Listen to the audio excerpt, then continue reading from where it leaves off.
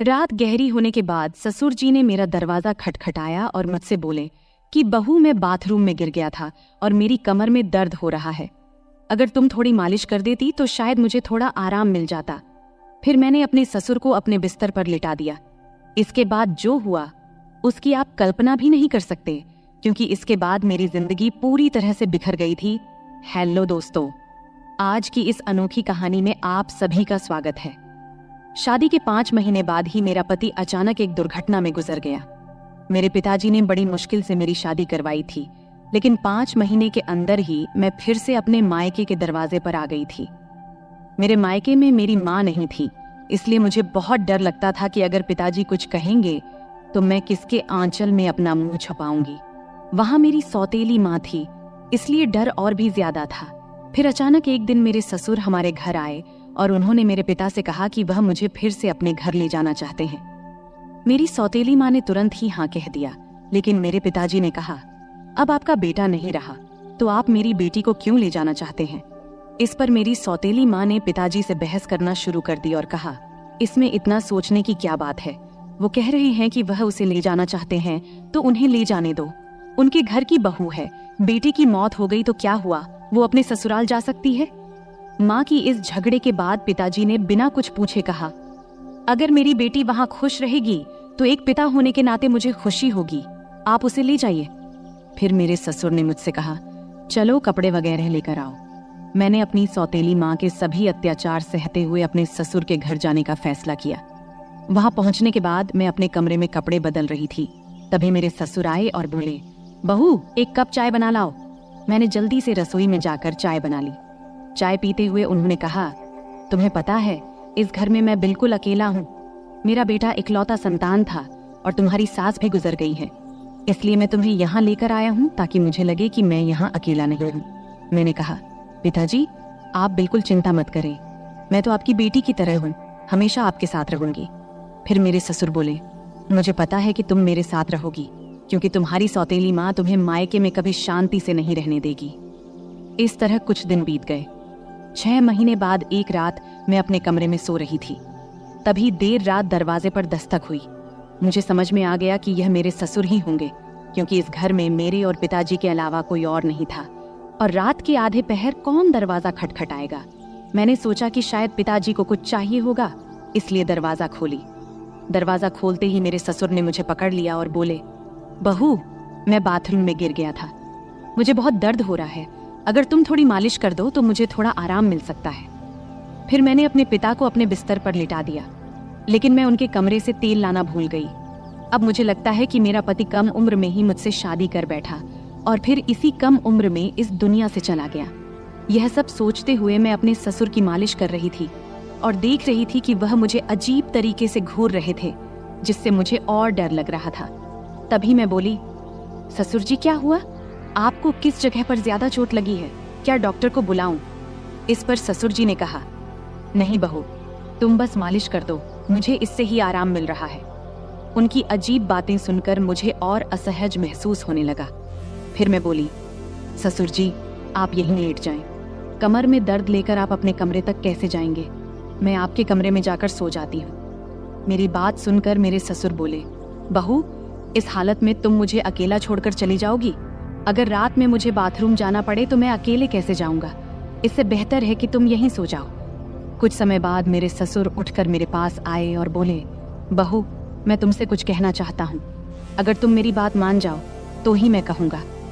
उनकी इस बात से मेरा दिल बेचैन हो गया। मैं चिंतित होकर बोली, ससुर जी आप कहें, क्या बात है?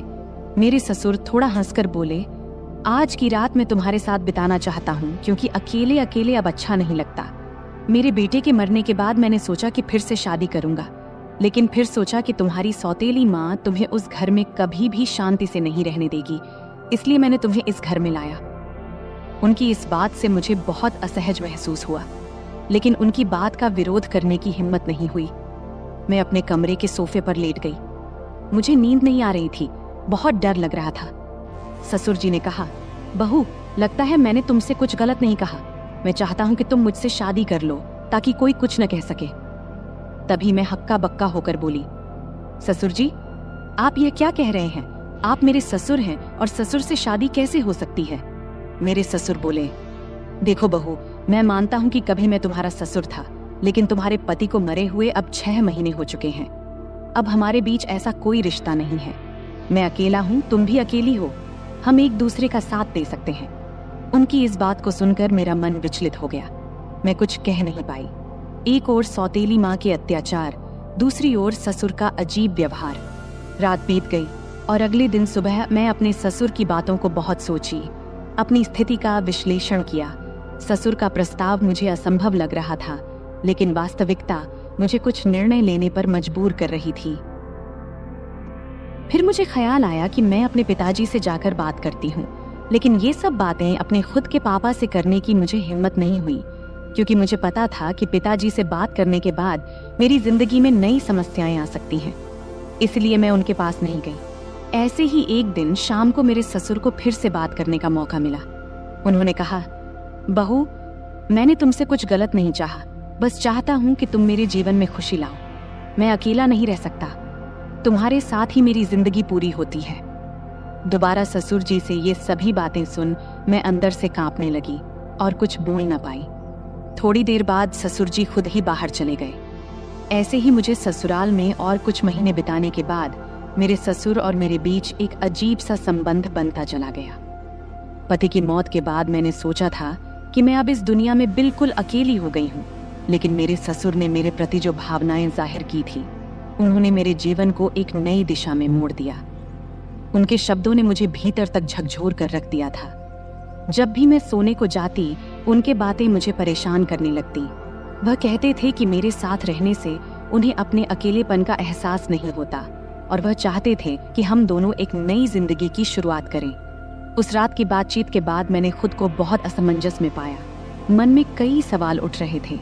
क्या यह सही है? क्या यह समाज के नियमों के खिलाफ नहीं जाएगा? लेकिन कहीं न कहीं मेरे दिल में यह बात भी थी कि शायद मेरे ससुर सच में अकेलेपन से जूझ रहे हैं। मैंने बहुत सोच विचार करने के बाद उनसे बात करने का फैसला किया। एक रात जब घर अड़ोस पड़ोस के सभी लोग सो चुके थे, तब मैं ससुर के कमरे का दरवाजा खटखटाई। उन्होंने दरवाजा खोला और मुझे देखकर थोड़ा हैरान हुए।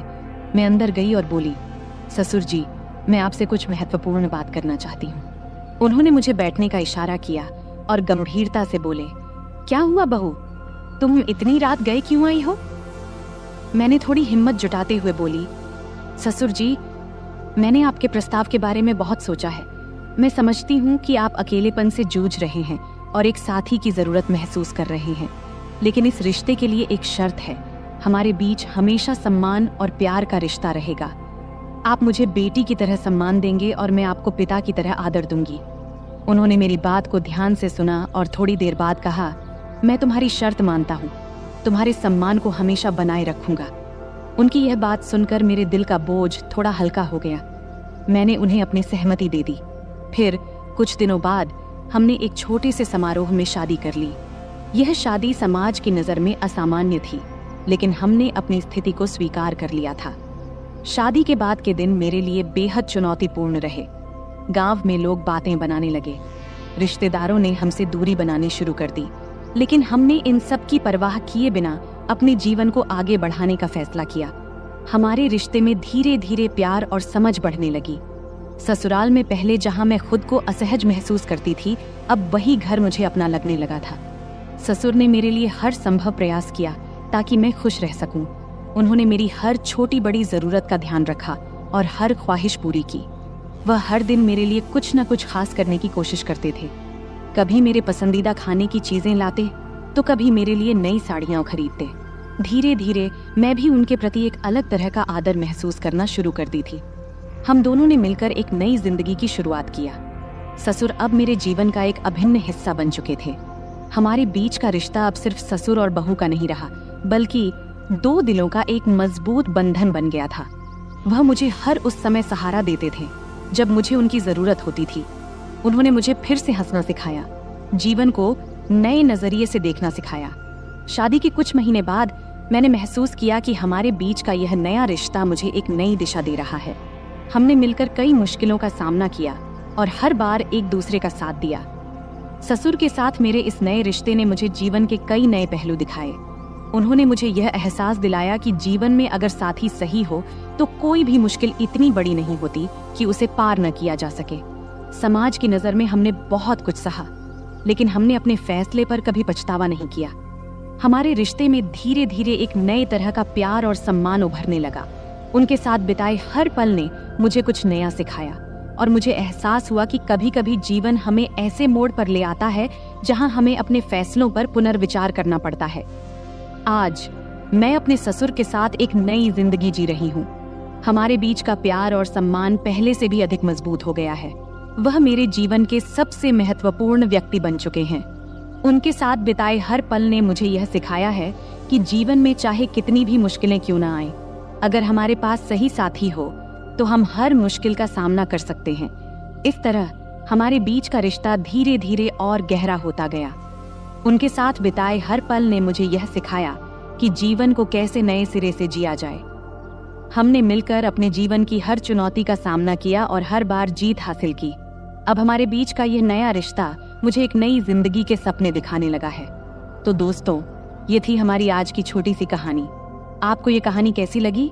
कमेंट करके जरूर बताएं। अगर आपको ये कहानी पसंद आई हो तो इसे लाइक करें और अपने दोस्तों के साथ शेयर करें। आगे भी ऐसी ही रोमांचक कहानियों के लिए हमारे चैनल को सब्सक्राइब करें और बेल आइकन दबाना न भूलें ताकि आप हमारी कोई भी कहानी मिस न करें। धन्यवाद। नमस्ते दोस्तों, आज की इस कहानी में आपका स्वागत है। मेरा नाम सुमन है और मेरी उम्र 23 साल है। मैं दिखने में काफी सुंदर हूँ। मैं अपनी शरीर की बनावट से दिखने में थोड़ी बड़ी लगती हूँ। मेरे चेहरे की बनावट आकर्षक है, रंग गोरा है और मेरा शरीर न तो बहुत पतला है और न ही मोटा, बल्कि एकदम मध्यम है। मैं गांव में रहती हूँ, इसलिए दूसरी गांव की लड़कियों की तरह मैं भी ज्यादातर सलवार सूट पहनती हूँ। मैंने केवल 10वीं क्लास तक पढ़ाई की है और उसके बाद से घर पर ही रहती हूँ। बाहर से मुझे बहुत ही सीधी सादी और साधारण लड़की समझा जाता था। मैं इतनी होशियार या चालाक भी नहीं थी। लेकिन सच कहूं तो मेरी जिंदगी में कुछ ऐसे दिन आए जब मैंने अपनी हदों को पार कर लिया। तब जिंदगी ने मुझे कुछ ऐसी सीख दी जो मैंने कभी सोची भी नहीं थी। बहुत पहले की बात है, मैं एक ऐसे अनुभव से गुजरी जिसने मेरे दिल दिमाग पर गहरी छाप छोड़ दी। उस समय मेरी मुलाकात गौरव भैया से हुई। मेरे जीवन में उस वक्त बहुत अकेलापन था, लेकिन गौरव भैया के साथ समय बिताना मुझे अच्छा लगने लगा। वो हमेशा मेरे प्रति बहुत केयरिंग रहते थे और उनकी मौजूदगी से मेरा मन हल्का हो जाता था। शुरुआत में जब मैं उनके साथ समय बिताती थी तो शरीर में एक अलग सा दबाव महसूस होता था, जैसे मुझे आराम की जरूरत हो। लेकिन धीरे धीरे सब कुछ सामान्य होने लगा। हमारे बीच ऐसा रूटीन बन गया कि जैसे ही मौका मिलता हम दोनों एक दूसरे के साथ वक्त बिताने के लिए बेताब हो जाते। हालांकि जब घर में और लोग होते तो हमें थोड़ा डर भी लगता कि कहीं कोई हमें देख न ले, लेकिन किसी को भी हम पर शक नहीं होता था क्योंकि गौरव भैया मुझे हमेशा दीदी कहकर बुलाते थे। वैसे भी मैं उम्र में उनसे 3 साल बड़ी थी। उस वक्त सर्दियों का मौसम था और सभी अपने अपने कमरों में रहते थे। रात को सब जल्दी ही अपने अपने कमरों में सोने चले जाते थे। तब मैं और गौरव भैया अलग अलग कमरों में सोते थे। एक दिन रात को जब मैं दरवाजा बंद करके सो रही थी तब एक ऐसी घटना घटी जिसने मेरी जिंदगी में एक नया अनुभव जोड़ा। घटना ये घाटी की, हमारे घर की एक सदस्य, मेरी मामी, काफी ज्यादा बीमार हो गई थी। इस वजह से मेरी माँ और मैं मामी को देखने उनके घर गए। तब हमें छोड़ने के लिए गौरव भैया गाड़ी लेकर आए थे। उन्होंने जब पहली बार मुझे देखा तो बोले, आप तो काफी बड़ी हो गई हो दीदी। तब मैं थोड़ा मुस्कुराई। उसके बाद जब गाड़ी में हम मामी के घर जा रहे थे तो उस वक्त रहते में ही शाम के 6 बज गए थे। तब हमें घर पहुंचने में देरी हो गई थी, इसलिए रास्ते में थोड़ा अंधेरा हो गया था। ठंड के दिन था तो 6 बजे ही अंधेरा हो जाता था। जब हम घर पहुंचे तो देखे कि मामा रसोई में खाना बना रहे थे और मामी बिस्तर पर लेटी हुई थी। तब मेरी माँ रसोई में गई और मामा से कहने लगी, जब इतनी परेशानी हो रही थी तो मुझे पहले ही बता देते, इतनी तकलीफ उठाने की क्या जरूरत थी। फिर माँ खाना बनाने में लग गई और मैं मामी के पास बैठ गई। मामी मुझे देखकर खुश हुई, लेकिन उनकी हालत काफी खराब लग रही थी। थोड़ी देर बाद मेरी माँ ने मामी को खाना दिया और अपने हाथों से खिलाया। उसी समय गौरव भैया ने मुझे आवाज दिया। तब मैं उनकी तरफ देखी और पूछी, क्या हुआ भैया? वो मेरी तरफ ही देख रहे थे, जैसे कुछ कहना चाहते हों। उनकी बातों ने बाद में मुझे एक नया अनुभव दिया। रात को जब खाने का वक्त हुआ तो मैं कमरे में गई। जहां गौरव भैया खाना खा रहे थे। उन्होंने मुझे देखते ही कहा, दीदी आइए साथ में खाना खाते हैं। मैंने मना करते हुए कहा, नहीं भैया आप पहले खाइए, मैं बाद में खा लूंगी। लेकिन उन्होंने जोर देकर मुझे बैठा लिया। मैं भी भूखी थी, इसलिए ज्यादा ना नुकुर नहीं की और हम दोनों ने साथ बैठकर खाना खाने लगी। तब हम दोनों ने बहुत मजे से खाना खाया, क्योंकि खाना हम साथ लेकर आए थे।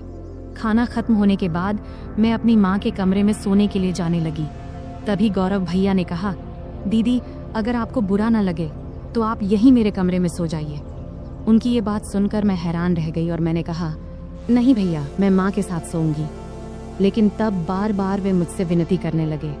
आखिरकार मैं मान गई, ठीक है मैं यहाँ सो जाऊंगी, लेकिन पहले मम्मी को बता देना चाहती हूँ कि मैं आपके कमरे में सोऊंगी।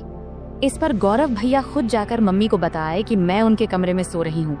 इधर मैंने अपने सलवार कुर्ते बदल लिए, क्योंकि मेरे कपड़े थोड़े ज्यादा टाइट थे।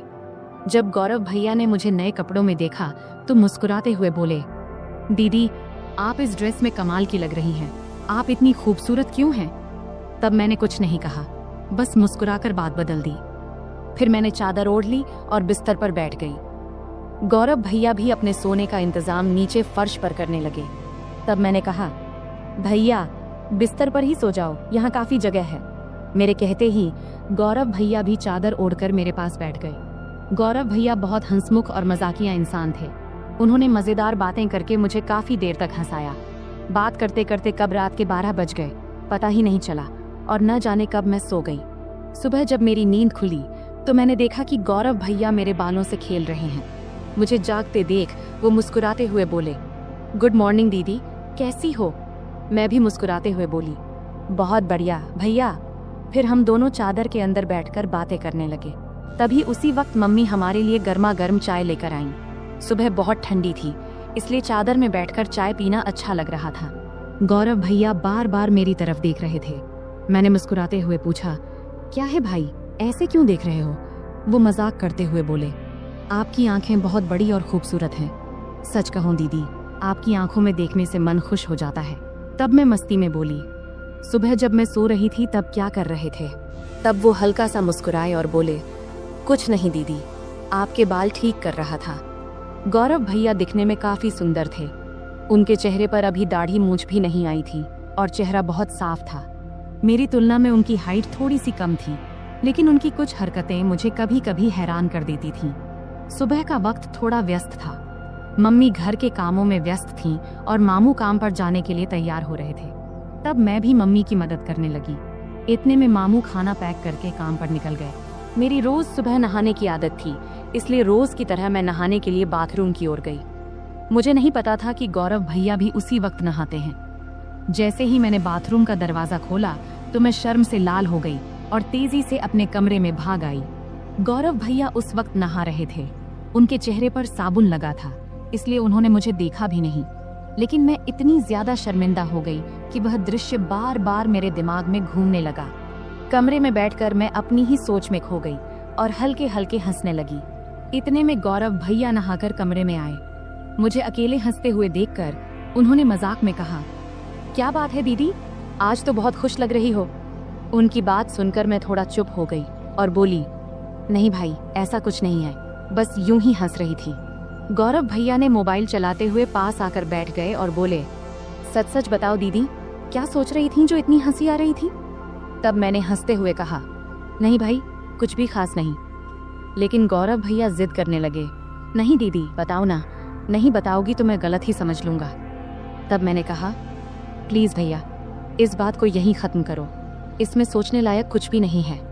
फिर मैं जल्दी से उठी और नहाने के लिए चली गई। नहाने के बाद मैं कमरे में वापस आई और मजाक में मैंने जानबूझकर थोड़ा सा पानी गौरव भैया की तरफ उछाल दी। ये देखकर गौरव भैया अचानक उठ खड़े हुए और मेरे बाल पकड़कर मुझे बिस्तर पर बैठा दिया। उनका ये रवैया देखकर मुझे गुस्सा आ गया। मैंने गुस्से में कहा, ये क्या कर रहे हो भैया? और गुस्से में उनका हाथ झटक दिया। इसके बाद गौरव भैया बिना कुछ कहे चुपचाप कमरे से बाहर चले गए। उनका ये व्यवहार देखकर मैं भी हैरान रह गई थी। मुझे खुद पर पछतावा होने लगा कि शायद मुझे ऐसा नहीं करना चाहिए था। फिर जल्दी से मैं अपनी बाल ठीक की और मम्मी के पास चली गई। मामी का ध्यान रख रही थीं। उन्हें दवा दे रही थीं और खाना तैयार कर रही थीं। तभी मामी ने मुझसे कहा, जाकर गौरव को बुला ला, उसे गरम गरम खाना खा लेने को बोल दे, वरना ठंडा हो जाएगा। मुझे पता था कि गौरव भैया मुझसे नाराज है।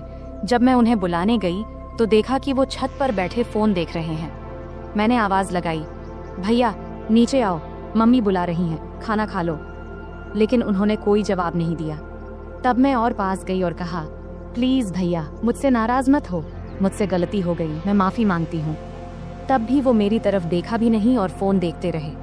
तब मैंने उनके हाथ को पकड़कर कहा, भैया गलती सिर्फ मेरी नहीं थी, तुमने भी तो मेरे बाल खींचे थे, इसलिए मुझे गुस्सा आ गया था, अब इतना नाराज मत हो। तब मेरी आंखों में आंसू आ गए और मैंने रोते हुए कहा, भैया प्लीज इतना गुस्सा मत करो, अगर मेरी गलती है तो मुझे एक नहीं 2 चांटे मार दो, लेकिन ऐसे चुप मत रहो। मुझे रोता देख गौरव भाई का गुस्सा थोड़ा ठंडा हो गया। उन्होंने धीरे से कहा, ठीक है, रो मत, लेकिन तुम्हें मुझ पर हाथ नहीं उठाना चाहिए था। खैर छोड़ो, चलो खाना खा लेते हैं। तब मैंने कहा, पहले ये तो कहो कि तुमने मुझे माफ कर दिया है। तब वो हंसकर बोले, अरे बहुत हो गया, अब चुप हो जाओ, वरना मुझे और ज्यादा माफिया मांगनी पड़ेंगी।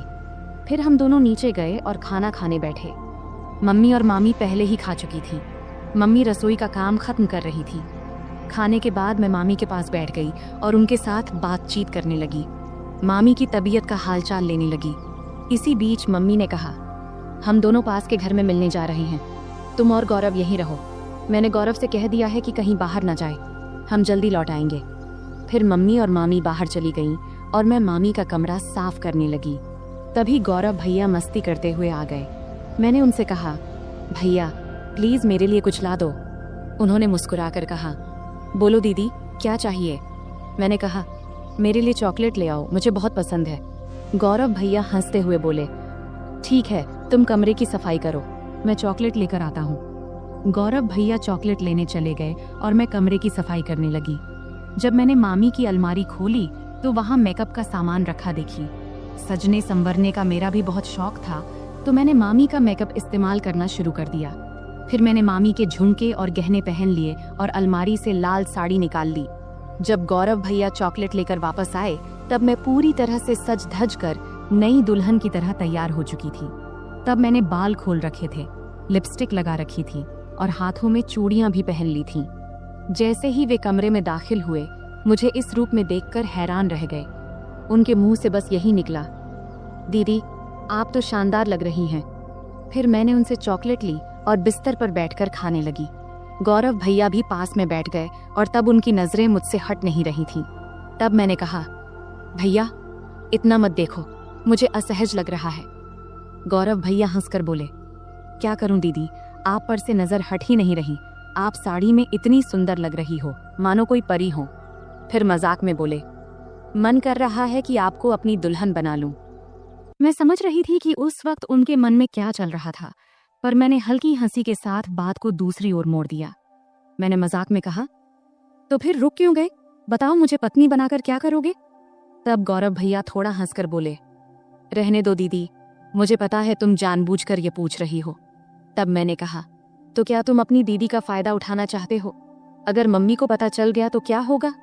तब गौरव भैया बोले, दीदी इतनी चिंता मत करो, हम तो घर में ही हैं और किसी को पता भी नहीं चलेगा, तुम बस एक बार हाँ कह दो, मैं सब संभाल लूंगा। तब मैंने मुस्कुराते हुए कहा, तो पहले बताओ तुम ये सब साड़ी देखकर कह रहे हो या पहले से ऐसा सोच रहे थे। गौरव भैया हंसकर बोले, सच कहूं तो जब से तुम आई हो तभी से ऐसा लग रहा है, अगर तुम एक बार मान जाओ तो सब आसान हो जाएगा। तब मैंने मजाक में कहा, ठीक है, जब तुम चाहो मैं तुम्हारी बात मानूंगी, लेकिन तुम्हें अपनी जिम्मेदारी ठीक से निभानी होगी। इस पर भैया बहुत खुश होकर बोले, थैंक्स दीदी, मुझे पता था तुम मुझे ना नहीं कहोगी, तुम सच में सबसे अच्छी हो। मैंने कहा, रुको, इतनी तारीफ करने की जरूरत नहीं है और शाम को मेरे लिए और भी चॉकलेट लाना मत भूलना। तब गौरव भैया ने कहा, ठीक है दीदी, 1 मिनट रुको, मैं आता हूँ। जब वह बाहर चले गए तो मुझे थोड़ी असुविधा महसूस हुई। जब वह वापस आए तो मैंने कहा, गौरव भैया इस वक्त मुझे थोड़ी परेशानी हो रही है, शाम को इस बारे में बात करेंगे। लेकिन गौरव भैया मेरी बात मानने को तैयार नहीं थे। उन्होंने शांत स्वर में कहा, दीदी, इतनी चिंता क्यों कर रही हो? डरने की कोई बात नहीं है, सब ठीक हो जाएगा। अगर तुम्हें असुविधा हो रही है तो आंखें बंद कर लो। तब मैंने आंखें बंद कर लीं और गौरव भैया मुझे तभी उसी पल दरवाजे पर अचानक दस्तक हुई, जिससे हम दोनों डर गए। कुछ समय बाद बाहर से मम्मी की आवाज आई, कोई है कमरे में? तब मैं तुरंत बिस्तर से उठ गई, क्योंकि मैं साड़ी में पूरी तरह सज धज कर तैयार थी। ऊपर से मामी के कमरे में थी। गौरव भैया का मूड भी खराब हो गया था, लेकिन उनके चेहरे को देखकर मुझे अंदर से हंसी आ रही थी। मैंने तुरंत गौरव भैया को कमरे से बाहर कर दिया और खुद भी साड़ी उतारकर सामान्य कपड़े पहन ली। फिर कमरे की सफाई करने लगी। इस बीच मम्मी ने मामी को बरामदे में बिठाया और सीधे रसोई में जाकर चाय बनाने लगी। तब मैं जल्दी जल्दी कमरे की सफाई करने लगी। बाद में हम सबने मिलकर चाय पी। चाय पीने के बाद मम्मी काम में लग गईं और मैं बरामदे में लेट गई। समय बिताने के लिए मैंने मम्मी की मदद करनी शुरू कर दी। कुछ समय बाद मैंने देखा कि गौरव भैया कहीं नहीं दिख रहे हैं। जब मैं उन्हें ढूंढने गई तो देखी कि वह बाथरूम से बाहर निकलकर हाथ धो रहे थे, लेकिन उनके चेहरे से लग रहा था कि उनका मूड अभी भी ठीक नहीं है। तब उन्हें देखकर मैं हंसी नहीं रोक पाई और हंसते हुए बोली, क्या हुआ, इतना उदास क्यों हो? मजाक में मैंने कहा, भैया तुम ऐसे क्यों हो? गौरव भैया हंसते हुए बोले, अगर तुम मेरी जगह होती तो तुम भी ऐसे ही करती। तुम लड़की हो, इसलिए इतनी बातें कर पा रही हो। मैं हंसकर बोली, ठीक है भैया, बस थोड़ा इंतजार करो, रात होने पर तो कोई डिस्टर्ब नहीं करेगा। तब गौरव भैया बोले, दीदी समस्या तो इसी रात के इंतजार में है, हर मिनट घंटों जैसा लग रहा है। तभी मम्मी ने आवाज दी, तुम्हारे भाई बहन की बातें खत्म हो गई हो तो थोड़ा काम में हाथ बंटाओगे? मम्मी की आवाज सुनते ही मैं उठकर जाने लगी और जाते जाते मजाक में बोली, गौरव भैया याद रखना, अगर चॉकलेट नहीं मिला तो मैं भी कुछ नहीं दूंगी। फिर मैं रसोई में चली गई। इस बीच मामा भी घर लौट आए थे। तब मैंने उन्हें खाना परोस दिया। मामा जी बहुत थके हुए थे, वे हमारे साथ थोड़ा बैठकर बात किए, फिर जल्दी सो गए। मम्मी मामी को खाना खिला रही थी और उन्हें दवाई दे रही थी। मैंने भी अपना खाना खा लिया और समय बिताने के लिए टीवी देखने लगी। सर्दी का मौसम होने के कारण हम जल्दी बिस्तर में चले गए, लेकिन मम्मी अभी भी अपने काम में लगी हुई थी। तब मैं मामी के कमरे में चली गई और बैठकर फोन में व्यस्त हो गई। इतना डूबी थी कि मुझे पता ही नहीं चला कि कब गौरव भैया खाना खाकर अपने कमरे में चले गए और मेरा इंतजार कर रहे थे। मैं अपनी रोज की सीरियल देखने में व्यस्त थी। जब मैं नहीं गई तो गौरव भैया खुद मुझे बुलाने आ गए। कमरे में आकर भैया बोले, दीदी आओ, मैं तुम्हारा बहुत देर से इंतजार कर रहा हूँ।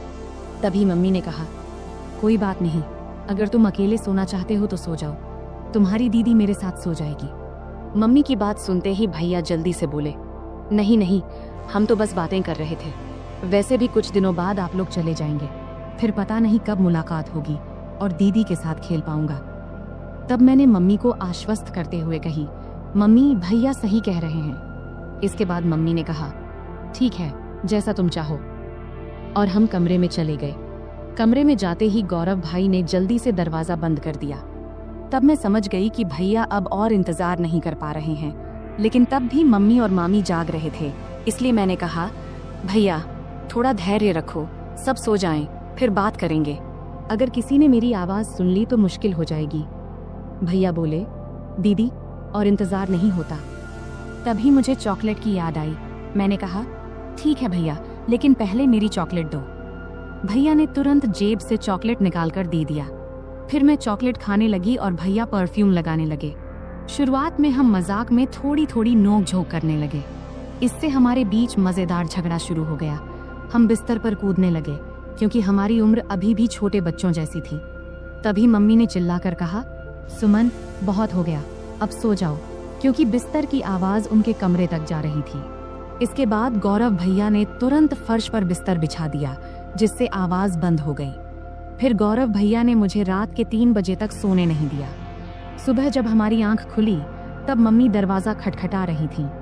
उसमें बिस्तर पर ही थी, लेकिन उठ नहीं पा रही थी, इसलिए गौरव भैया ने मुझे उठाकर बिस्तर पर बिठा दिया और खुद दरवाजा खोलने गए। तब मम्मी हमारे लिए चाय लेकर आईं। मुझे देखकर उन्होंने कहा, मैंने कहा था सुमन समय पर सो जाना, अब देखो तो तुम्हारी आंखें कितनी लाल हो गईं। मेरी आंखें अब सच में लाल हो गई थीं। मैंने बिना कुछ कहे चाय पीना शुरू कर दिया। यहाँ तक कि मैंने मुंह भी नहीं धोया क्योंकि पूरा शरीर दर्द से टूट रहा था। मम्मी चाय रखकर चली गईं। गौरव भैया जब कमरे में आए तो मैंने गुस्से में कहा, भैया मैंने तो कहा था थोड़े समय के लिए, लेकिन तुमने मेरी बात नहीं मानी। अब देखो मेरा शरीर कितना थक गया है, मैं ठीक से खड़ी भी नहीं हो पा रही हूँ। अगर मम्मी ने पूछ लिया तो मैं क्या कहूँगी? तब गौरव भैया ने जल्दी से जवाब दिया, दीदी चिंता मत करो, मैं मेडिकल स्टोर से दवा लेकर आता हूँ, उसे लेने के बाद तुम्हारा शरीर ठीक हो जाएगा। इसके बाद मैंने लगातार 4-5 दिन तक भैया को पास नहीं आने दिया, लेकिन इससे उनका उत्साह कम नहीं हुआ। वे हर दिन मेरे आसपास घूमते रहते थे और नियमित रूप से चॉकलेट लाते रहते थे। भैया मेरे सारे काम कर देते और मैं जो चाहती वे हंसते हंसते कर देते, इसलिए मैंने भी इसका मजा लेना शुरू कर दिया। कभी कभी उनसे पैर का दर्द कम करने के लिए मसाज करवा लेती, कभी सिर की मालिश करवा लेती, मस्ती में कभी कभी हल्के से मार देती और सारा दिन उनके फोन पर सीरियल देखती। 4-5 दिनों के बाद भैया का व्यवहार थोड़ा बदल गया, इसलिए मैंने उन्हें ज्यादा कुछ नहीं कहा। एक दिन हम दोपहर में घर में अकेले थे और बहुत मस्ती किए। उस दिन घर में कोई नहीं था। भैया ने पूरा दिन मुझे कहीं बैठने नहीं दिया और हमेशा अपने पास रखा। इस घटना के बाद मैं और भैया बहुत सामान्य हो गए। जब भी उनका मन करता वे मुझे कमरे में बुला लेते और मैं भी अब इसकी आदत डाल चुकी थी। हमने उन दिनों का भरपूर आनंद लिया, लेकिन जीवन में हर अच्छे समय के बाद एक बुरा समय भी आता है और ये बुरा समय भी भैया की वजह से ही आया। दरअसल 20 दिन के बाद अब हमें गांव लौटना था, क्योंकि अब मामी काफी स्वस्थ हो चुकी थी और हमें वहां बहुत दिन हो गए थे। तब मम्मी ने अचानक वापसी का फैसला किया और उन्होंने पापा को कुछ भी नहीं बताया। जब मैंने और भैया ने ये सुना तो हमें बिल्कुल अच्छा नहीं लगा। तब भैया बोले, दीदी जाने से पहले आखिरी बार थोड़ा समय दे दो, कौन जाने फिर कब मिलेंगे। तब अंदर से मैं भी तैयार थी, लेकिन उस दिन घर में सभी लोग थे, यहाँ तक कि मामा भी आज घर पर ही थे। तब मामा मम्मी से बोले, दीदी आज रुक जाओ, मैं कल तुझे बस स्टैंड तक छोड़ दूंगा। ये सुनते ही मुझे थोड़ी खुशी हुई, क्योंकि एक रात हमारे पास थी। तब आखिरकार मम्मी भी मान गई। फिर हम बहुत ही बेसब्री से रात का इंतजार करने लगे। जब रात हुई तो जल्दी से खाना खा के हम अपने कमरे में चले गए। तब हम इतने असावधान हो गए थे कि दरवाजा भी ठीक से बंद नहीं किया था। तब थोड़ी ही देर में अचानक मामा ने आकर हमें उस स्थिति में देख लिया। मैं तो डर से कांपने लगी और तुरंत वहां से हट गई। मामा तब बहुत गुस्से में थे, लेकिन उन्होंने धैर्य रखा और पूरी स्थिति को संभाला। उन्होंने हम पर गुस्सा ना करके हमारी गलतियां हमें समझाईं और उस दिन ने मुझे एक बड़ा सबक सिखाया। तब मामा के प्यार और सहयोग से हमने स्थिति को संभाल लिया। उसके बाद से मैंने अपनी गलतियों से बहुत कुछ सीखा। उस घटना के बाद मैंने कभी ऐसा कुछ नहीं किया जिससे मेरे परिवार को शर्मिंदा होना पड़े। तो दोस्तों, हमारी जिंदगी में गलतियां हो सकती हैं, लेकिन उनसे सीखना सबसे महत्वपूर्ण है।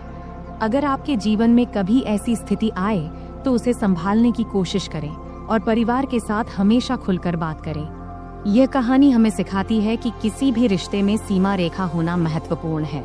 अत्यधिक निकटता कभी कभी गलत फहमियों का कारण बन सकती है, इसलिए हमें हमेशा अपने और दूसरों के सुविधा को प्राथमिकता देनी चाहिए। परिवार के माहौल और रिश्तों का सम्मान करना बहुत महत्वपूर्ण है। हमें यह सुनिश्चित करना चाहिए कि हमारे कार्यों से परिवार के किसी भी सदस्य को शर्मिंदा न होना पड़े। इंसान से गलतियां हो सकती हैं, लेकिन उन गलतियों से सीखना और भविष्य में सही निर्णय लेना एक परिपक्व मानसिकता का परिचय है। किसी भी स्थिति में सचेत रहना आवश्यक है। दरवाजा बंद न करने की घटना एक छोटी गलती थी, लेकिन इसने बड़ी समस्या खड़ी कर दी। इससे समझ में आता है कि छोटी छोटी बातों में भी सावधानी बरतनी चाहिए, क्योंकि इनका जीवन पर बड़ा असर पड़ सकता है। तो दोस्तों, यह थी हमारी आज की छोटी सी कहानी। आपको यह कहानी कैसी लगी, कमेंट करके जरूर बताएं।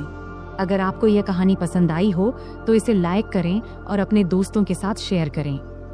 आगे भी ऐसी ही रोमांचक कहानियों के लिए हमारे चैनल को सब्सक्राइब करें और बेल आइकन दबाना न भूलें, ताकि आप हमारी कोई भी कहानी मिस न करें।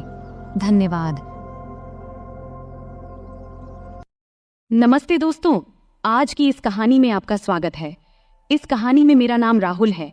मैं उत्तर प्रदेश के एक छोटे से शहर अंबेडकर नगर में रहता हूँ। वहीं मैं और मेरा परिवार रहता है। पैसे की कमी नहीं है, पिताजी खूब कमाते हैं और मैं कॉलेज में पढ़ता हूँ। आज मैं आपको मेरी अचानक घटी एक कहानी सुनाने जा रहा हूँ। यह उस समय की बात है जब मैं कॉलेज में पढ़ता था, और उस समय मैं उतना होशियार भी नहीं था। हमारे घर में मैं, मेरी मम्मी और मेरे पिताजी रहते हैं। हमारा घर काफी बड़ा है, जैसे किसी अमीर का बंगला हो। पिताजी हमेशा सुबह काम पर निकल जाते हैं और रात को देर से घर आते हैं। उस समय घर पर मैं और मम्मी ही होते थे। मैं कुछ देर पढ़ाई करता था और फिर सो जाता था, लेकिन मम्मी हमेशा पिताजी का इंतजार करती रहती थी। उस समय मैं कॉलेज के आखिरी साल में था। एक सुबह जब मैं कॉलेज जाने की तैयारी कर रहा था तो मैंने मम्मी की तेज आवाज सुनी। वो कह रही थी, क्या कर रहे हो तुम? रात के 2-2:30 बजे घर आते हो और कहते हो ऑफिस में काम था। रात के 2 बजे कौन से ऑफिस का काम चलता है? सीधे सीधे क्यों नहीं कहते कि उस सुमन के साथ थे? मम्मी काफी गुस्से में थी। मेरी मम्मी आमतौर पर किसी पर गुस्सा नहीं होती थी। उनका स्वभाव बहुत शांत था, लेकिन आज पता नहीं क्या हो गया, मम्मी बहुत गुस्से में थी। मैं 2 बजे आऊं या 3 बजे, तुम्हें जो चाहिए वो मिल तो रहा है ना, फिर चुप रहो। पिताजी ने तेज आवाज में मम्मी से कहा। क्या जो चाहिए वो मिल रहा है? पैसा, गहने, इन सब के अलावा भी कोई सुख होता है? अब और कुछ मत बोलो, लेकिन अब बर्दाश्त नहीं होता। 3-4 महीने हो गए हैं तुमने मुझे छुआ तक नहीं है। आखिर उस सुमन में ऐसा क्या है जो मुझ में नहीं है? मम्मी की आवाज और तेज हो गई थी। तभी पिताजी गुस्से में बोले, बार बार सुमन मत कहो, नहीं तो क्या करोगे? मम्मी ने उल्टा जवाब दिया। उस समय पिताजी का गुस्सा बहुत बढ़ गया था। तभी अचानक धमाक की आवाज आई और उसके साथ ही मम्मी की चीख से पूरा घर गूंज उठा। मैं तुरंत अपने कमरे से भागकर उनके बेडरूम की ओर गया। जो दृश्य मैंने देखा उसे देखकर मैं सन्न रह गया। पिताजी मम्मी को बेल्ट से मार रहे थे। मम्मी दर्द से चीख रही थी, लेकिन पिताजी रुकने का नाम नहीं ले रहे थे। मैंने बिना कुछ सोचे समझे मम्मी के ऊपर छलांग लगा दिया ताकि उन्हें बचा सकूं, लेकिन पिताजी अभी भी नहीं रुके। जैसे ही मुझे भी 2-4 फटकारें लगी, पापा रुक गए और तिलमिलाते हुए मेरी ओर गुस्से में देखने लगे और फिर घर से बाहर चले गए। फिर मैंने मम्मी की ओर देखा। मम्मी की आंखों से आंसुओं की धारा बह रही थी। मैंने मम्मी को सहारा देकर उठाया। उठते समय मम्मी कराह उठी। मैंने उन्हें बेड पर बैठाया। तब तक उनके हाथ और पीठ पर लाल निशान पड़ गए थे। ये देखकर मुझे पापा पर बहुत गुस्सा आया। कोई इंसान इतना निर्दयी कैसे हो सकता है? कोई अपनी ही पत्नी को ऐसे मारता है भला? फिर मैं जल्दी से किचन में गया, एक कटोरी में तेल और हल्दी मिलाई और मम्मी के पास ले आया। मुझे भी अपनी पीठ पर लगे 2-4 फटकारों की चोट महसूस हो रही थी। मम्मी सुशक सुशक कर रो रही थी। फिर मैंने मम्मी के हाथ और पीठ पर तेल हल्दी का मिश्रण लगाना शुरू किया, जहां उन्हें मार पड़ी थी। कुछ जगहों पर हल्का खून भी आ गया था। मिश्रण लगाने के बाद मैंने कटोरी को एक ओर रख दिया और मम्मी के पास बैठ गया। मम्मी ने मुझे देखा और तुरंत मुझे गले से लगा लिया। फिर वह मेरी गर्दन में सिर छिपाकर जोर जोर से रोने लगी। मम्मी के आंसुओं से मेरा कंधा भीग गया। मैं उनकी पीठ थपथपाकर उन्हें शांत करने की कोशिश कर रहा था। हम दोनों काफी देर तक यूं ही एक दूसरे की बाहों में रहे। तभी मम्मी के हाथ जब मेरी पीठ के निशानों को छूने लगे तो दर्द की तेज लहर उठी और मैं कराह उठा। मम्मी को जैसे ही इसका एहसास हुआ वो तुरंत मुझसे दूर हट गई। फिर मम्मी ने मेरा शर्ट ऊपर उठाया और उसी कटोरी से तेल हल्दी का मिश्रण धीरे धीरे मेरी पीठ पर लगाने लगी। लगाते समय भी वो सुशक रही थी। तू क्यों मेरे लिए बीच में आया? बेवजह तुझे मार पड़ी, मम्मी ने ऐसा कहा। फिर मैंने उनसे कहा, मम्मी, तुम्हारे लिए अगर मेरी जान भी चली जाती तो मुझे कोई दुख नहीं होता, लेकिन उन्होंने तुम्हें क्यों मारा? जब मैंने यह पूछा तब मम्मी मेरी ओर देखते हुए बोली, तुझे बताऊं या ना बताऊं ऐसा सोच रही हूँ। छोड़, पर अब तुझे ये सब जान लेना चाहिए। पिछले 2 साल से तुम्हारे पापा ऑफिस की एक लड़की के चक्कर में हैं। रात को देर से आते हैं और मेरा तो जैसे कोई अस्तित्व ही नहीं है उनके लिए। और मुझे ये बताते हुए भी शर्म आ रही है कि पिछले कई महीनों से उन्होंने मुझे छुआ तक नहीं है। कई बार तो मन करता है कि अपनी जान दे दूं, पर मेरे बाद तेरा क्या होगा, ये सोचकर मैंने ऐसा कदम नहीं उठाया। पर सच में अब इस जिंदगी से थक चुकी हूँ। अब मैंने तय कर लिया है, एक ही घर में रहूंगी, लेकिन उनसे कोई भी संबंध नहीं रखूंगी। मम्मी की ये बातें सुनकर मैं सोच में पड़ गया। इतनी खूबसूरत, सुशिक्षित और समझदार मम्मी होने के बावजूद पापा किसी दूसरी औरत के चक्कर में कैसे पड़ गए? मन ही मन मैंने पापा के इस कर्म को दोषी ठहराया। मम्मी वाकई बहुत सुंदर थी। सुंदर चेहरा, नाजुक नाक, गुलाबी होंठ, 5.5 फुट की ऊंचाई, गोरा रंग। वो एकदम किसी चित्र में बनाई गई देवी की तरह दिखती थी। फिर भी पिताजी को उनकी सुंदरता क्यों नहीं दिखती देती थी। उस दिन के बाद से मम्मी ने पापा से बात करना बंद कर दिया। वो मेरे कमरे में मेरे पास ही सोने लगी।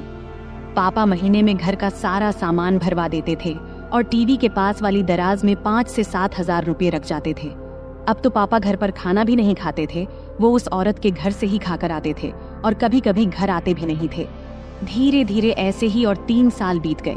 तब मैं कॉलेज की पढ़ाई पूरी कर चुका था और एक IT कंपनी में काम करने लगा था और अब मैं 24 साल का हो गया था। रोज का व्यायाम और अच्छा खान पान करने की वजह से मेरी सेहत भी अच्छी हो गई थी। अब तो पापा महीने में 2-3 बार ही घर आते थे, मुझसे भी कम ही बात करते थे। हालांकि मम्मी अब उस सदमे से उबर चुकी थी, लेकिन उनके चेहरे पर हमेशा उदासी छाई रहती थी। मैंने उन्हें कभी हंसते हुए नहीं देखा था। यह देखकर मुझे बहुत बुरा लगता था। जब मैं नौकरी पर गया तो कंपनी ने मुझे लैपटॉप दिया, इसलिए मैंने घर पर इंटरनेट कनेक्शन भी लगवा लिया। बचपन से मम्मी के साथ रहने के कारण मेरे पास ज्यादा दोस्त नहीं थे। मम्मी ही मेरी सबसे करीबी दोस्त थी। संध्या के समय जब मैं काम से घर लौटता तो फ्रेश होकर चाय पीता और फिर बेडरूम में जाकर लैपटॉप पर इंटरनेट चलाता। यह मेरा समय बिताने का जरिया बन गया था। उस वक्त की उम्र के कारण मैं इंटरनेट पर तरह तरह फिल्में देखता रहता था, लेकिन मुझे सबसे ज्यादा माँ और बेटे के बीच की फिल्में पसंद आने लगी थी। धीरे धीरे मेरी नजरें मम्मी को देखने के तरीके में भी बदलाव आने लगा था। एक दिन सोमवार का दिन था, रात के करीब 9 बजे होंगे। अचानक पापा घर आए। हमारा घर मम्मी के नाम पर था। पापा मम्मी से कहने लगे कि घर उनके नाम कर दें। तब मम्मी ने इनकार किया तो पापा उन्हें बहुत बुरा भला कहने लगे। मम्मी चुपचाप सुनती रहीं। तभी पापा ने मम्मी के गाल पर थप्पड़ मार दिया। ये देख अब मेरा खून खौल उठा। पापा दूसरा थप्पड़ मारने ही वाले थे, तभी मैंने उनका हाथ पकड़ लिया और कहा, पापा अब बहुत हो गया, ये तमाशा बहुत हो चुका है, अब और नहीं सहन कर सकता। आज से इस घर में कदम रखा तो इसका अंजाम अच्छा नहीं होगा। फिर मम्मी ने भी गुस्से में पापा को खूब डांटा। पापा मम्मी की जोर से डांटने पर अचानक रुक गए और मेरे ताकतवर शरीर को देखकर वहां से चले गए। फिर मैंने दरवाजा बंद कर दिया और मम्मी के पास चला गया। मम्मी ने मुझे आंसुओं से भरी आंखों से देखा और दौड़ते हुए आईं। फिर मुझे गले से लगा लिया और फूट फूट कर रोने लगी। मैंने भी मम्मी की कमर को कसकर पकड़ा और उन्हें अपनी बाहों में भर लिया। मम्मी हिचकियां ले रही थी और बोल रही थी, ठीक किया बेटे, इस आदमी की यही औकात है। आज के बाद अगर ये घर में दोबारा ना आए तो अच्छा ही है। मम्मी बोली, अब इस घर में उसकी आने की हिम्मत नहीं होगी और अगर आ भी गया तो मैं उसे छोड़ूंगा नहीं। मैंने गुस्से में मम्मी से कहा। फिर मम्मी ने चिंतित होते हुए कहा, राहुल बेटा, मत उलझ इस आदमी से। अगर तुझे कुछ हो गया तो मैं किसके सहारा रहूंगी। फिर मैंने भावुक होकर बोला, तू चिंता मत कर मम्मी, उस समय मेरे पास नौकरी नहीं थी इसलिए हम मजबूर थे, लेकिन अब मेरे पास अच्छी नौकरी है। तू चिंता मत कर, मैं तुझे कुछ नहीं होने दूंगा, मैंने मम्मी को आश्वस्त देते हुए कहा। फिर एक दिन मैं दोपहर में काम से घर वापस आया। मैंने अपनी चाबी से दरवाजा खोला और अंदर आया। तभी मुझे एक अजीब आवाज सुनाई दी। मैं बेडरूम के दरवाजे के पास गया, तब दरवाजा अंदर से बंद था। मैंने दरवाजे की होल से अंदर झांका और देखा कि मम्मी अंदर किसी के साथ थीं। जो नज़ारा मैंने देखा उसे देखकर मैं चौंक गया। लगभग 10 मिनट तक मैं वहीं देखता रहा। अचानक मम्मी बेहोश होकर गिर पड़ी। फिर मैं दरवाजे से हट गया और धीरे से बाहर बरामदे का दरवाजा खोला। फिर जोर से कहा, मम्मी मैं आ गया हूँ, तुम कहाँ हो? ये कहते हुए मैंने अपने हाथ में पकड़ा बैग सोफे पर रख दिया और जूतों के फीते खोलने लगा। कुछ ही देर में मम्मी ने बेडरूम का दरवाजा खोला और बाहर आई। मुझे अचानक देखकर उनके चेहरे पर घबराहट और आश्चर्य के भाव थे। मैंने जल्दी से अपने जूते उतारे और बेडरूम में घुस गया। टेबल पर मुझे केले की प्लेट दिखाई दी। मैंने एक केला उठाया और खाने लगा। मम्मी मेरे पीछे पीछे आई। मैं जैसे ही केले को खाने वाला था, मम्मी कुछ बोलने वाली थी, लेकिन मैंने पहले ही केले को मुंह में डाल लिया था। मम्मी हैरानी से मेरी ओर देख रही थी और मैं शांति से केला खा रहा था। केला थोड़ा कच्चा था, इसलिए पूरी तरह से मीठा नहीं था। मम्मी, केले बहुत अच्छे हैं और है क्या? मैंने केले खाते हुए मम्मी से पूछा। मम्मी ने कुछ जवाब दिया, लेकिन अपने मुंह में ही। लेकिन दोस्तों, मैं आपको बताता चलूं, उन केलों का स्वाद इतना अच्छा था कि कुछ मत पूछो। केले खाने के बाद मैं बाथरूम में जाकर फ्रेश हो गया और फिर कमरे में जाकर लैपटॉप खोल लिया। फिर मैं एक रोमांटिक मूवी देखने लगा। फिर रात के खाने के बाद मैं बेडरूम में सोने चला गया। थोड़ी देर में मम्मी भी सब काम निपटाकर सोने आई। मम्मी ने हल्के गुलाबी रंग का नाइट गाउन पहना हुआ था। तब मैंने लैपटॉप से नजरें हटाकर मम्मी की ओर देखा। मम्मी नीचे झुककर तकिया ठीक कर रही थी। तकिया सही करने के बाद मम्मी बिस्तर पर लेट गईं। तब मैंने भी अपना लैपटॉप बंद कर दिया, फिर लाइट बंद किया और सोने की कोशिश करने लगा। लेकिन मुझे नींद नहीं आ रही थी। मेरे दिमाग में दिन की वो घटना बार बार घूम रही थी। बहुत देर तक मैं जागा रहा, जबकि मम्मी शांति से सो रही थी। कुछ समय बाद मम्मी ने करवट ली और मेरी तरफ पीठ करके सो गईं। फिर उन्होंने छत की ओर मुंह करके लेटना शुरू किया। मैं थोड़ी देर के लिए डर गया, लेकिन जब मम्मी जागी नहीं तो मुझे थोड़ी राहत मिली। मेरी हिम्मत बढ़ी और मैं धीरे धीरे मम्मी की ओर देखने लगा। मम्मी ने कुछ ही पल के लिए मेरी ओर देखा और फिर अपनी आंखें बंद कर लीं। मैंने समझ लिया कि वो अभी भी जाग रही हैं। मैं थोड़ा और आगे बढ़ा और खुद को संतुष्ट महसूस किया। मम्मी भी खुश थीं। उन्होंने कुछ नहीं कहा, लेकिन मुझे एहसास हो रहा था कि उन्हें भी संतोष मिला है। मम्मी, क्या हुआ? तुम चुप क्यों हो? क्या तुम्हें अच्छा नहीं लगा? मैंने जब ऐसा पूछा तब उन्होंने बोला, नहीं रे बेटा, मुझे तो बहुत अच्छा लगा। तूने मम्मी को बहुत खुश किया। फिर मैंने मम्मी के पीठ पर प्यार से हाथ फेरते हुए कहा, मम्मी, अब से तुम्हें केले खाने की जरूरत नहीं पड़ेगी। मैंने मम्मी के कान में धीरे से ऐसा कहा। तब मम्मी बोल उठी, बेटा, तुझे ये कैसे पता चला? मम्मी ने आश्चर्य से मेरी ओर देखते हुए पूछा। तब मैंने उन्हें बताया कि आज दोपहर जब मैं घर आया तो कमरे से तुम्हारी आवाज सुनाई दी। जब मैंने दरवाजे की होल से देखा तो मुझे सब समझ में आ गया। तभी मैंने ठान लिया था कि अब से मम्मी को किसी भी चीज की कमी नहीं होने दूंगा। राहुल, मेरे राजा, तू कितना प्यार करता है अपनी मम्मी से। मम्मी भावुक होकर बोली, हाँ मम्मी, अब से तुम्हें मैं किसी भी चीज की कमी नहीं होने दूंगा। मैंने कहा, अब पापा भी हमें सताने नहीं आएंगे और अब वो दोबारा इस घर में कदम नहीं रखेंगे। इसलिए तुम अब चिंता मत करना, हम अब सुख से रहेंगे। मैंने मम्मी को आश्वस्त किया। उस दिन हम दोनों ने सुख और शांति का आनंद लिया और फिर आराम से सो गए। अगली सुबह मम्मी ने सारे काम निपटाए और मुझे उठाने आई। मैंने जल्दी से तैयार होकर चाय पिया और हम दोनों गपशप करने लगे। तभी हमने देखा कि पापा अचानक से आकर हमारे सामने खड़े हो गए। तब मम्मी ने पापा से पूछा, अब क्या चाहिए तुम्हें? एक बार कह दिया कि हम ये घर नहीं देंगे तो फिर क्यों आए हो? पापा ने जवाब दिया, मुझे अब घर नहीं चाहिए। मैं बस ये बताने आया हूँ कि मैं अब दूसरी शादी करने जा रहा हूँ, तो मुझे तुमसे तलाक चाहिए। फिर मम्मी ने मेरी ओर देखा और पूछा, तुम्हारा क्या कहना है? मैंने कहा, मम्मी, जो तुम्हें सही लगे वो करो। मैं तुम्हें किसी भी चीज की कमी नहीं होने दूंगा, मेरा भरोसा करो। मम्मी ने फिर पापा को तलाक के लिए हाँ कह दिया। दोपहर को मम्मी और पापा दोनों ऑफिस गए और अपने बाकी कानूनी काम निपटा कर लौटे। उसके बाद से पापा कभी हमें दिखाई नहीं दिए और हमने भी उन्हें कभी ढूंढने की कोशिश नहीं की। हम दोनों अब अपने घर में खुश थे और पापा भी अपने सेक्रेटरी के साथ खुश थे। अब हम दोनों अकेले रहते हैं और अपने सुख दुख का ख्याल रखते हैं। ऐसे ही चलते चलते अब कई साल बीत चुके हैं। अब मम्मी मुझसे कहने लगी है कि अभी तेरा बहुत जीवन बाकी है, तू किसी अच्छी लड़की को देख ले जिससे मैं तेरा विवाह करा सकूं, और हाँ, शादी के बाद मुझे भूल मत जाना। मैंने हंसते हुए कहा, तुम्हें कैसे भूल सकता हूँ मम्मी, तुम तो मेरी मम्मी हो। फिर हम दोनों हंसने लगे।